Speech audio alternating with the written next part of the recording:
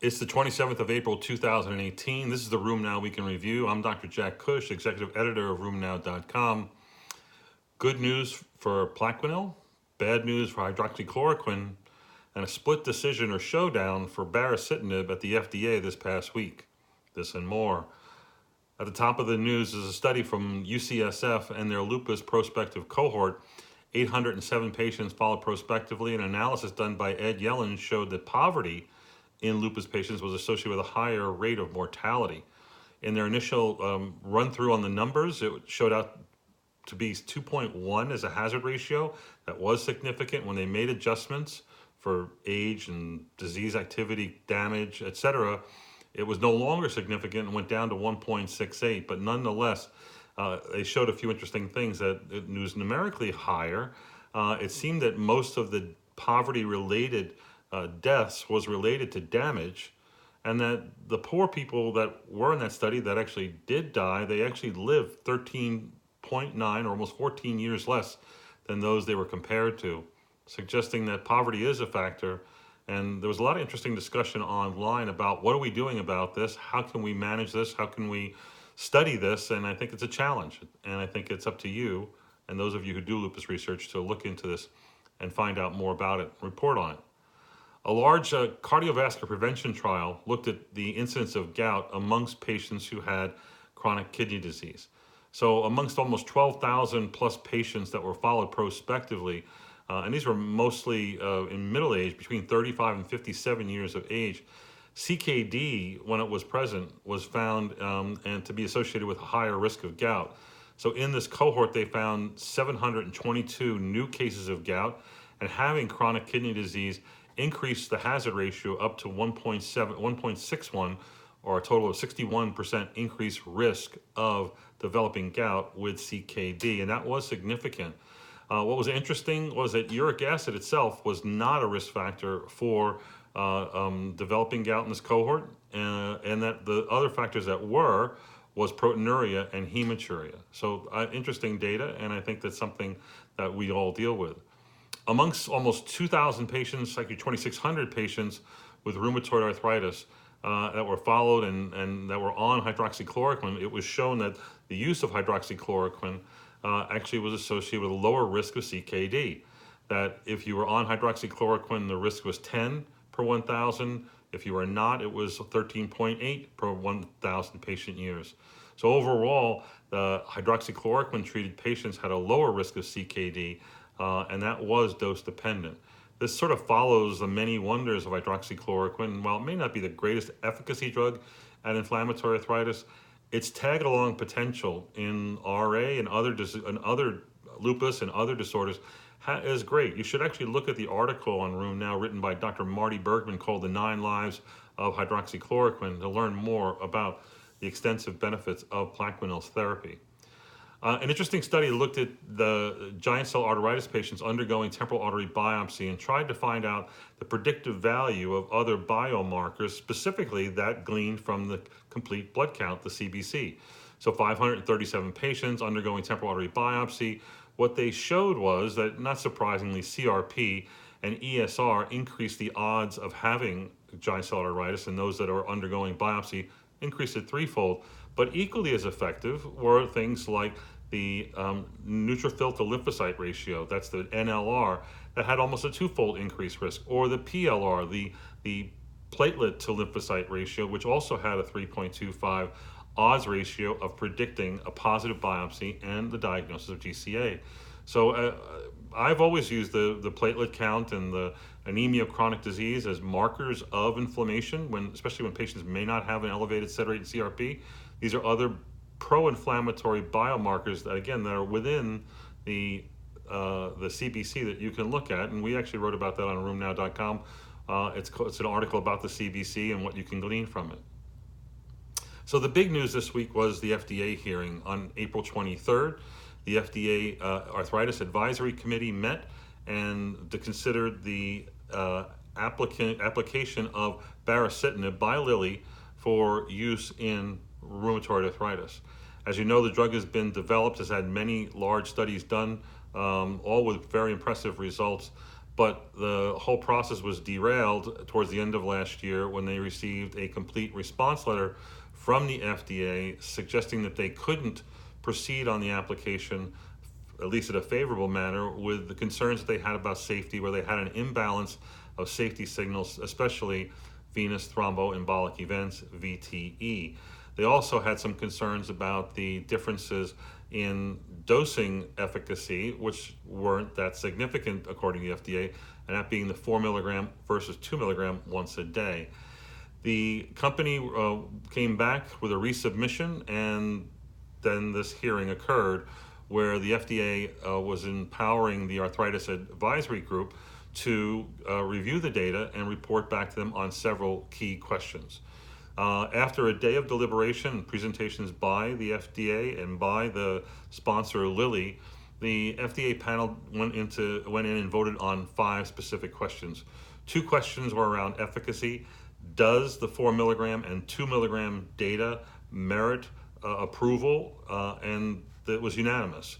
15-0 and 14-1 were in favor of approving the drug based on efficacy at the 4 milligram and 2 milligram dose, meaning that 4 milligram was significantly better than placebo, 2 milligram was significantly better than placebo as well.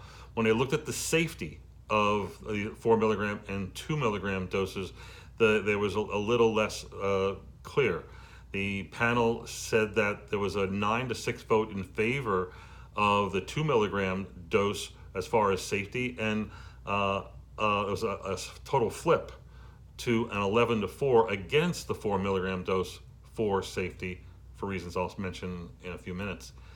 And then lastly, they voted overall on the last decision, which was which dose should be approved. This is the 5th and 6th votes, considering the 4 milligram and 2 milligram dose.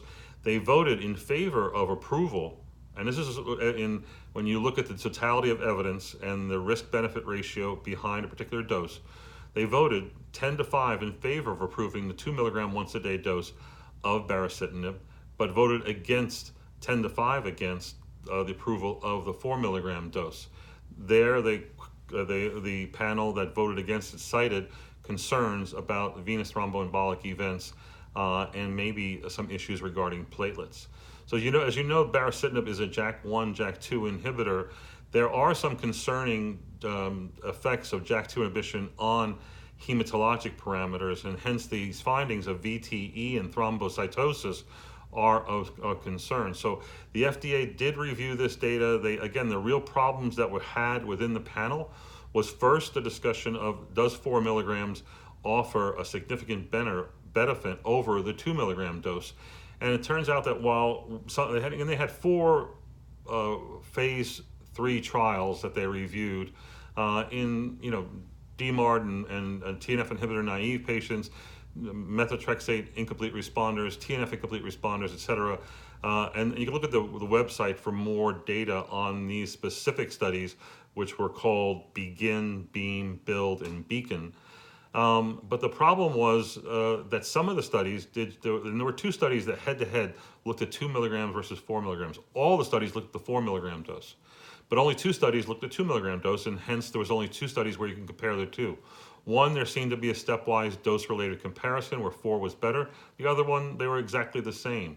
The company came back and showed data that suggested where they were the same, you could see a differential response if you looked at the cohorts based on how many DMARDs they failed, meaning for all patients, it didn't seem to make a difference. However, if the patients had failed only 1 DMARD, it didn't make any difference which dose you got. But if they had failed 2 or more DMARDs, then there was a differential stepwise response, not always significant, but sometimes significant. Again, that's a sort of a sub-analysis. The other evidence in favor of a 4 milligram versus 2 milligram difference were all those patients on 4 milligrams who rolled over into the JADY long-term extension study. There, a cohort, again, there was 900 plus patients, and about half of them were then randomly and blindly tapered down to 2 milligrams a day, and the other half were continued at 4 milligrams a day. When you follow those patients out for as long as 48 weeks, there was a small difference, but the vast majority of patients could do well on 2 milligrams when they had previously responded to 4 milligrams. again, a good news about continuing at a lower dose once you achieved a 4 milligram response, which is, I think, what the company was looking for as far as an indication.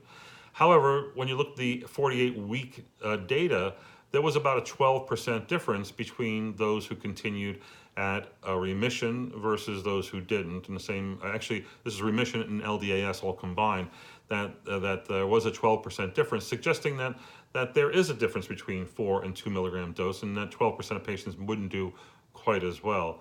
So again, there was some small concerns and a lot of discussion about the efficacy, but it really was the safety, and specifically the VTE events. In the first 16 weeks in the double-blind, randomized, placebo-controlled portion of the study, there were 6 cases of VTE that included DVT and PE events in those on 4 milligram, none on 2 milligrams, and none on placebo. After 16 weeks, a lot of patients rolled over, and another study, by 24 weeks, everybody rolled over, so you don't have a long-term placebo comparison.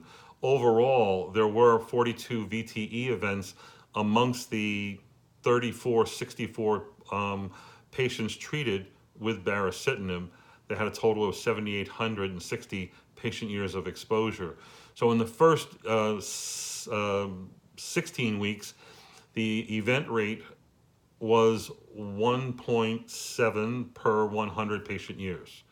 In in the weeks 1 through 52, it went down. It went down to the number I'm not seeing here was roughly about 0.8 per 100 patient years. And then after week 52 fell to 0.5 per 100 patient years. What does that mean? The RA background rate, a number often quoted by most people who have looked at RA patients not on this therapy or on other therapies, is roughly around 5, maybe 5 to 6. So that overall number of 5 to 8, 0.5 to 0.8 per 100 patient years is really in congruence with the 0.5 per 100 patient years in the general RA population. It was soon after exposure that the number seemed to be higher, and the question is, was that random or not? Clearly the panel had concerns, especially with the 4 milligram dose. Another concern was the issue of thrombocytosis or thrombophilia, that soon after getting baricitinib, there is this spike of platelet counts that goes up on average 40 to 60,000. Since most people started the study around 300-something thousand, it's not sort of an inconsequential bump in platelets, and it goes down to normal after 2 weeks. No one can explain it. There was one postulate by the FDA that I thought was weak, and really the company had tried to study this, and they really couldn't find a good reason for this. The number of patients that had high thrombocytosis, meaning greater than 450,000 cells, was only about 10%. And again, that's only at any time during the administration, and most of that was right after administration, right after the drug was started. So again, there was an overall view that the 2 milligram and 4 milligram dose was effective. There was a concern that it may have a safety signal. All the other safety parameters that we're seeing here are pretty much what you'd expect for a JAK inhibitor and for many of the drugs that we see these days. So serious adverse events and serious infections, a few malignancies, again, nothing really out of the ordinary other than zoster, which you would expect with a JAK inhibitor. And there the rate of zoster was 3.7 per 100 patient years, about the same as that seen with tofacitinib, which is I think 4.3 per 100 patient years. So this led to a split vote. We're all in favor as far as efficacy, but they were split on the overall approval and split on the safety, favoring the 2 milligram dose. The problem is that they didn't have enough patients treated at the 2 milligram dose to be approved. The FDA likes to see 1,000 patients treated at the proposed dose. They had 403 patients treated in the phase 3 studies. They had a total of over 700 patients that were exposed to the 2 milligram dose overall, and I think they had over 1,275 patient years of total exposure on the 2 milligram dose. Is that enough for the FDA to approve? Again, the panel came back with relatively positive data with some major negatives, and how the FDA responds remains to be seen. But we should know that hopefully by June at the latest. That's it for this week at RheumNow. Make sure you tell all your friends to tune into the podcast and to watch RheumNow.